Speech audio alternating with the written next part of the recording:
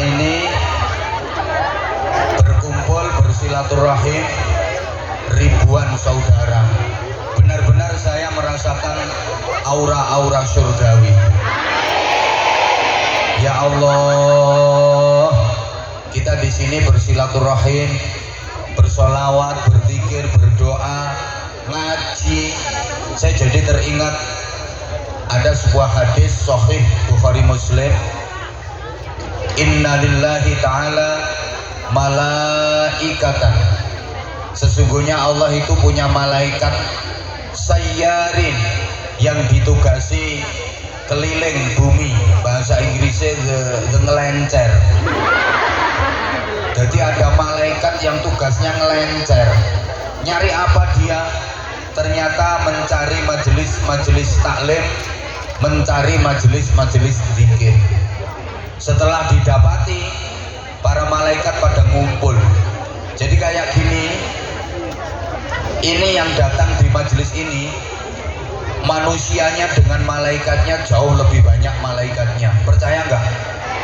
Kalau orang mukmin pasti percaya, karena itu yang cerita Nabi Muhammad SAW. Ini malaikat yang ikut hadir di majelis ini, subhanallah. Nah, setelah mereka menemukan majelis semacam ini, mereka manggil teman-temannya yang masih di langit. Halumu ilayya, kesini kalian, come here. Nek bahasa Taiwannya wah, lai, hong mau nak lai. Habis ini ya, akhirnya pada ngumpul semua di sini. Datang ikut ngumpul, kemudian semuanya berdoa untuk kita, semuanya beristighfar memohonkan ampun atas dosa-dosa kita. Nah, kalau yang memohonkan ampun itu malaikat, pasti diijabah oleh Allah. Diampuni dosa itu yang terpenting dalam hidup kita. Dalam pengajian semacam ini, dalam majelis sholawat, majelis zikir, itu yang paling penting itu diampuni dosa-dosa kita. Soal pengajian ceramahnya paham apa nggak paham urusan belakang. Orang paham ya wes, wayahe wong guyu melok guyu. Engko nek bar guyu terus takon pinggire, apa mbak sing guyu?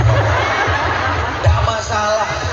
Wong wajibmu itu ndak paham kok. Wajibnya datang ke majelis ilmu. Wajibnya ngaji, nggak wajib paham. Terus kalau dosa-dosa sudah diampuni, hati kita bersih, dosa kita bersih, kita jadi dekat sama Allah. Kalau udah dekat sama Allah, jaluk sanjaluk mesti dituruti karo Gusti Allah. Lek wis parek nang Gusti Allah, donga sak donga diijabahi Gusti Allah. Makanya ini rahasianya. Kenapa maaf kiai-kiai sepuh itu dongane kok mandi, walaupun kadang-kadang ndak fasih. Ndonga iki trimo Allahumma inna nasaluka salamatan fid wa ngafiyatan fil jasadi wa ziyadatan fil ilmi wa barokatan fil rezeki. Rabbana atina fid dunya hasanah wa fil akhirati hasanah wa qina adzabannar. Osijine ustaz klinis fasih luar biasa. Rabbana atina fid dunya hasanah wa fil akhirati hasanah wa qina. Dalam yang kofi ngati dile-dile meriki. Ayyuhuma aqbalu 'indallah? Mana dari keduanya yang lebih diterima oleh Allah? Jawabannya bukan afsahuhuma, bukan mana yang lebih fasih dari keduanya, enggak, tapi awsaluhuma bi ruhihi ilallah. Mana yang rohnya lebih nyambung ke Allah, mana yang lebih bersih dari dosa, mana yang lebih bersih hatinya, itu yang diijabah oleh Allah. Sehingga doa yang dibaca bisa sama tapi kekuatannya berbeda. Kenapa? Karena lesan yang membaca berbeda. Ingat gak Rasulullah waktu hijrah di tengah perjalanan dihadang oleh rampok namanya Suraqah dengan pedang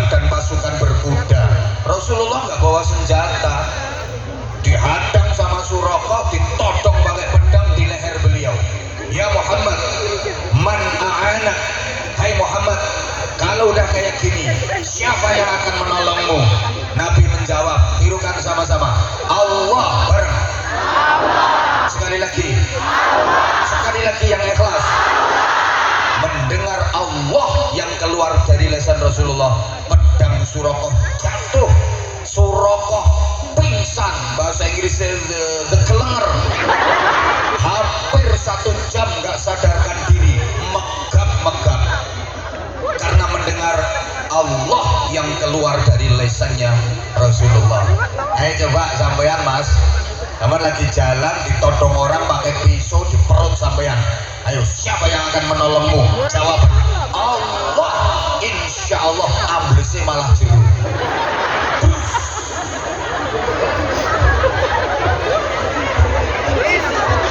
Allahnya sama tapi kekuatannya bisa berbeda gitu loh. Mbah Yai Mutamakin Hajen Waliullah Pati Jawa Tengah itu pernah waktu penjajahan dikepung sama Belanda, mau ditangkap, udah ke pojok di rimbunan pepohonan, dikepung, udah nggak ada jalan mau kemana-mana. Lu Belanda tinggal nangkep aja. Ini Mbah Yai Mutamakin baca ayat, waj'alna min baini aidihim saddan wa min khalfihim saddan fa'alshaynahum fahum la yubsirun. Lep, hilang. Belanda nggak bisa nangkep. Ini tak ijazahkan ke santri-santri saya, anak-anak yang di pondok, kalau ada masalah baca ayat itu, pemeriksaan aman. Dia amalno, pernah dia naik sepeda motor di jalan raya pas ada razia polisi, dia nggak pakai helm, itu banyak yang ketilang, dia nyantai, punya ayat waj'alna min baini aydihim saddan wa min khalfihim saddan fa'alshaynahum fahum la yubsirun, lewat alhamdulillah, prik ketilang. Waja'alnanya sama tapi kekuatannya bisa berbeda gitu loh. Makanya orang dulu itu kalau nolak hujan itu nggak usah pakai ayat aneh-aneh, doa aneh-aneh, dongane iki Jawa nyel, langit ora sida udan, udano mek sauyuh jaran, la ilaha illallah Muhammadur Rasulullah, terang kok udane. Loh, saya pernah pengajian, tengah-tengah pengajian, tengah-tengah ceramah, jamaah yang wis enak-enak duduk tertib kayak gini, karena hujan pada berdiri mau buyar, bengok aku, ojo bubar, tenang. Yang bikin hujan Allah, yang bikin terang Allah, kita berdoa minta kepada Allah mesti terang. Aku bengoknya gak perkara apa-apa, aku mau kudanan dhewean. Yang lain buyar, aku ceramah sendirian kan gak lucu. Akhirnya berhenti semua, takjak baca Fatihah, tabat 3 kali, baca sholawat. Alhamdulillah. Terang weh. Ada itu di videonya, ada itu di Anza Channel itu ada.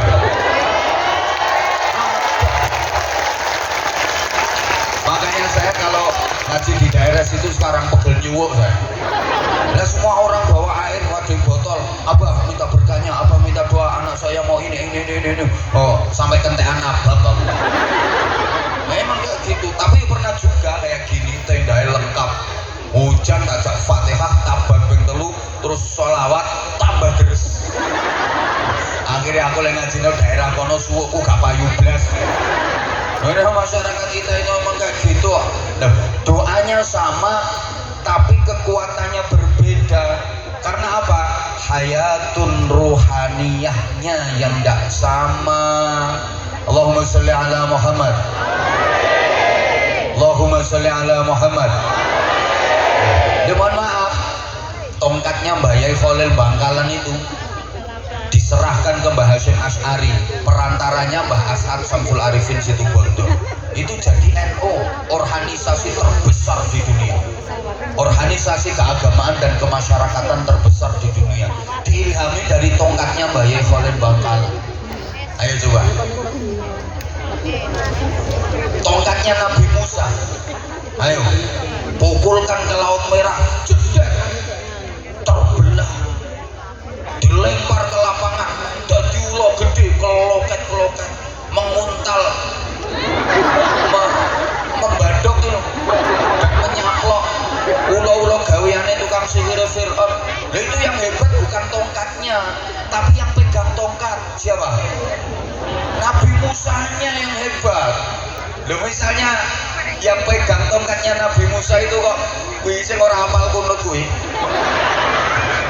Aku saya eling makhluk itu. Nah, itu yang enggak hafal kunut itu. Nah, dilempar ke lapangan, ya tongkatnya diem, yang keloket malah tongkatnya diam. Sehingga dalam bahasa sederhana saya, apa di tangan siapa bisa jadi berbeda di dalam fungsi apa karena siapa. Ya orang ngerti nih, wong pekok ini orang ngerti. Apa di tangan siapa bisa jadi berbeda di dalam fungsi apa karena siapa.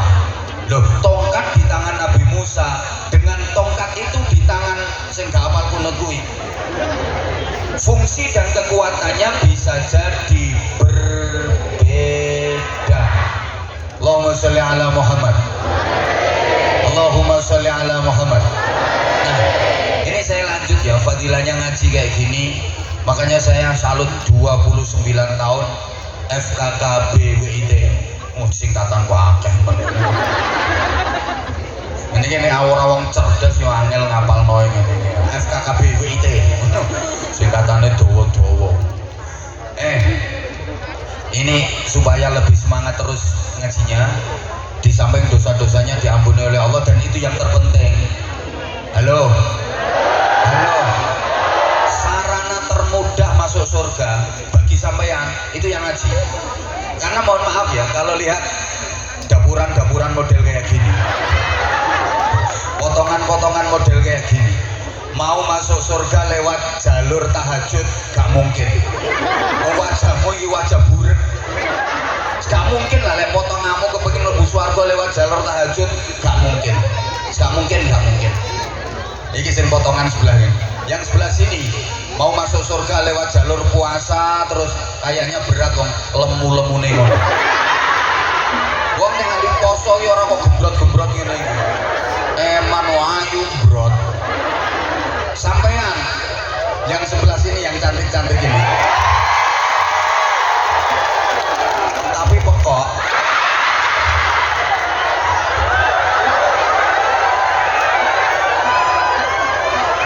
Masuk surga lewat jalur haji, potonganmu abot.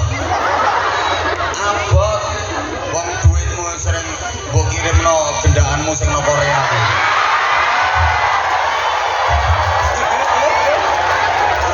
Makane utangmu ra lunas. Eling sampean budal rene iku bondo utangan.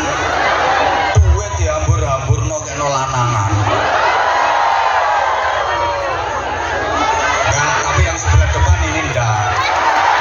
Apalagi yang bawa bandu Abah Hansa nggak mungkin. Enggak.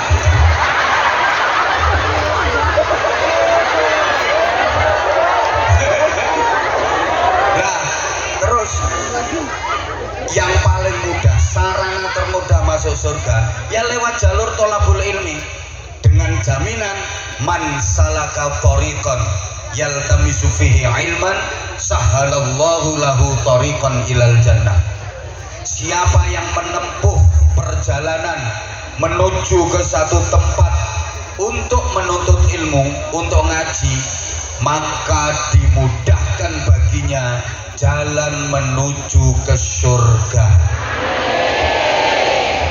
Siapa yang menempuh perjalanan menuju ke satu tempat untuk ngaji, maka dimudahkan jalannya menuju ke surga. Semakin rajin ngaji, semakin mudah jalannya menuju ke surga.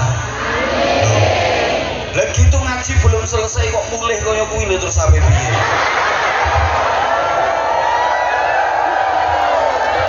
Itu berarti kan dia mencari jalan lain. Loh, gue malah ngetotno anake. Oh, mau pindah tempat, ya udah. Aku takutnya itu menghindari infak, karena biasanya pertengahan kan mesti ada infak keliling. Terlebih ini, oh sudah. Hah? Yang kedua yang belum.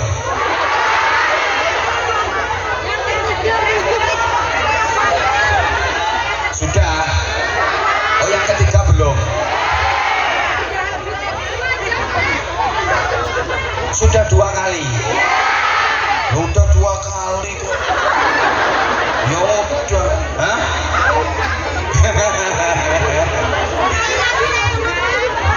udah. Terus gini, nanti tak jalurkan ke situ. Malaikat nanti setelah kita selesai ya, setelah kita selesai nanti, makanya jangan sampai nggak selesai, harus selesai sampai doa.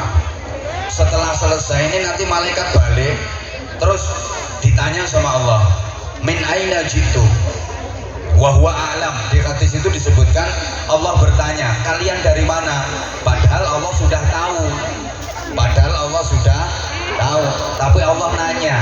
Nah, ini ilmu buat kita untuk mempererat persaudaraan. Kalau ketemu sama saudara itu nyapa, nanya, bertegur sapa, senyum. Itu loh, contongmu itu loh bunyikan. Gak tahu contong ya? Bahasa Inggrisnya the congor. Itu jangan bertutut aja, nanya. Mbok gak digatekno kok. Kayak misalnya sampean tahu kalau teman sampean mau ke pasar, itu sunahnya nanya, Mbak ke pasar Mbak. Yang ditanya, oh iya gitu. Oh ngono kuwi sudah tahu nanya. Kadang-kadang pancen sing ditekoki gregetne. Mbak ke pasar Mbak, gak nang kuburan. Terus ngerti nih pakaian ngene iki ning pasar. Itu etikanya tetap nanya. Allahumma sholli ala Muhammad. Allahumma sholli ala Muhammad. Nah, wong pinter-pinter kayak yang ngono. Pernah lihat upacara bendera enggak? Pernah lihat upacara enggak? Ya itu inspektur upacara sama komandan upacara itu kan udah sama-sama ngerti kalau pasukannya udah siap mengikuti upacara. Ngono ku komandannya yo lapor. Upacara siap dilaksanakan. Loh, inspekturnya yo janai kok laksanakan. Padahal wis padha ngerti nih. Masa ada inspektur dilapori kok lapor upacara siap dilaksanakan. Wis ngerti. Yo ndak yo laksanakan, padahal udah sama-sama tahu. Maka Allah nanya, para malaikat, kalian dari mana? Akhirnya mereka jawab, dari Thailand. Neng taman apa itu jenenge? Oh, taman Thailand. Terus Allah nanya lagi, lo ngapain ke sana? Oh, di sana banyak orang ngumpul ya Allah. Banyak banget. Laki perempuan, ada yang lemu, ada yang kuru. Banyak. Malah yang perempuan itu ada yang lipstiknya itu kekandelen, ada yang alisnya dijabuti terus diganti stangnya sepeda motor, ada yang giginya dipageri.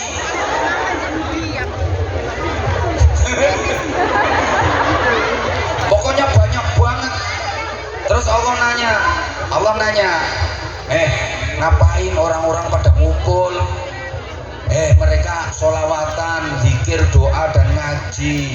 Terus mereka itu maunya apa sih malaikat? Mereka pengen rahmatmu ya Allah, pengen ridhomu ya Allah, pengen surgamu ya Allah. Terus Allah nanya, lah apa mereka udah tahu surga? Udah pernah lihat surga? Ya belum tahu aja udah kayak gitu kepinginnya ya malaikat. Andaikan mereka udah tahu beneran surga kayak apa, mesti lebih kepengen lagi. Jadi malaikat, nggih menawi.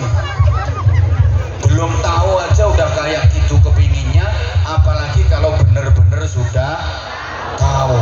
Tambah masya Allah nanti kepinginnya. Tapi ada ya Allah laporannya malaikat yang dari tadi itu bingkluk saja. Apa ngantuk kan? Enggak.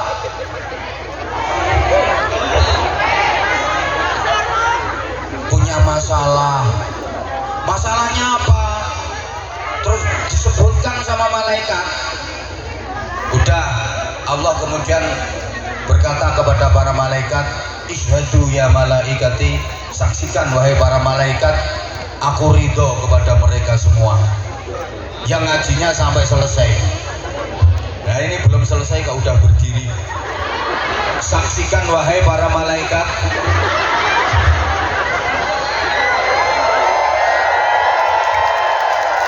itu yang berdiri nanti sampai rumah anyang-anyangan. Terus duduk lagi. Halo, halo. Saksikanlah wahai para malaikat. Nah, dia lari-lari kecil. Rupanya agak kebelet. Semua yang hadir di majelis itu aku ampuni dosa-dosanya. Ini sarana bagi kita untuk mendekat kepada Allah. Gini loh, para jamaah yang saya hormati rahimakumullah, pentingnya kita mengakseskan diri kita kepada Allah Subhanahu wa ta'ala. Ini dilanjut apa enggak ini? Iya, ada yang pulang 1-2 ya wajar karena dia ikut orang. Tadi udah janjian sama majikannya, kamu tak kasih libur tapi jam sekian harus sudah nyampe rumah. Saya tahu ya. Itu orangnya yang keblok-keblok. Maka sampean ini beruntung, banyak loh saudara-saudara sampean yang sebenarnya pengen hadir di majelis ini tapi nggak dikasih izin sama majikannya. Banyak banget itu. Kemarin saya baca di komen-komen itu, waduh abah sayangnya ini kok lagi konien kok. Konien, aku ya orang ngerti konien ya opo, pokoknya pengen banget datang tapi kok lagi lebaran tadi ya. Masya Allah, yes. Pokoknya beruntung banget sampean. Jadi ini nanti saya juga nggak bakalan lama-lama.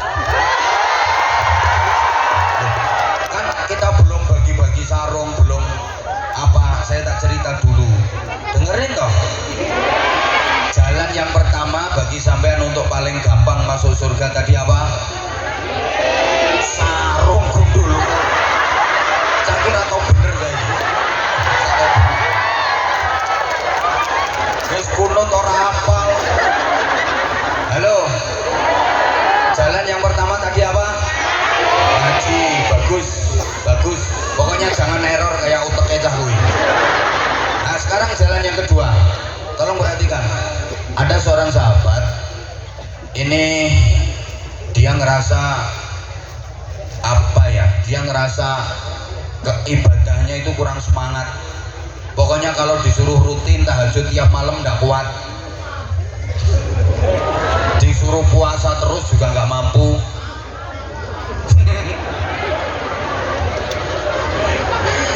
Disuruh zikir 15 menit kok sikile geringingan.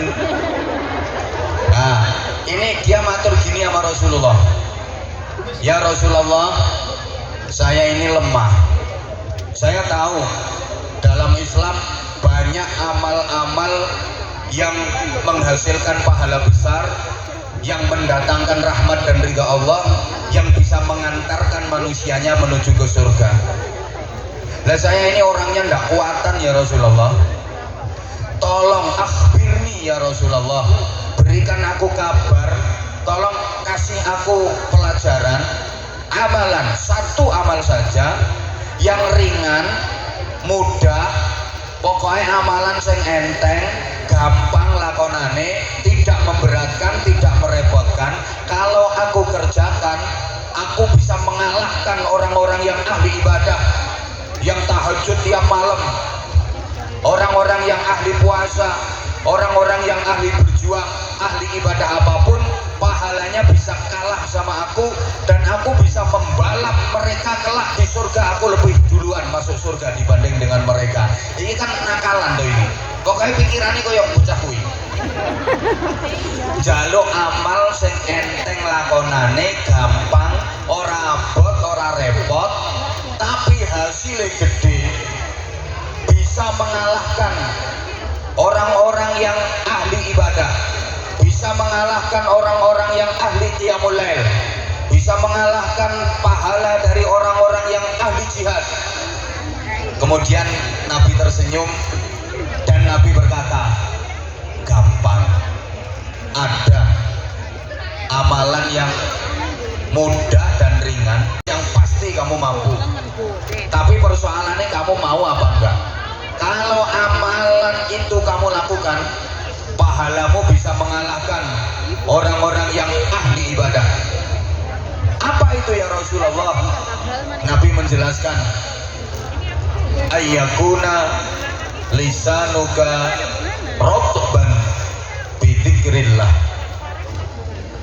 Basahi terus bibirmu dengan zikrullah. Sanganggure lambemu. Halo. Pesannya Nabi gitu. Basahi terus bibirmu dengan zikrullah. Bibir kita terus dibasahi untuk berzikir kepada Allah Subhanahu wa ta'ala. Betapa istimewanya zikir ya, karena memang zikir itu kelihatannya enteng, remeh, tapi nilainya sangat mahal, sangat penting. Sampai Nabi menyatakan az-zikru ruhul a'mal.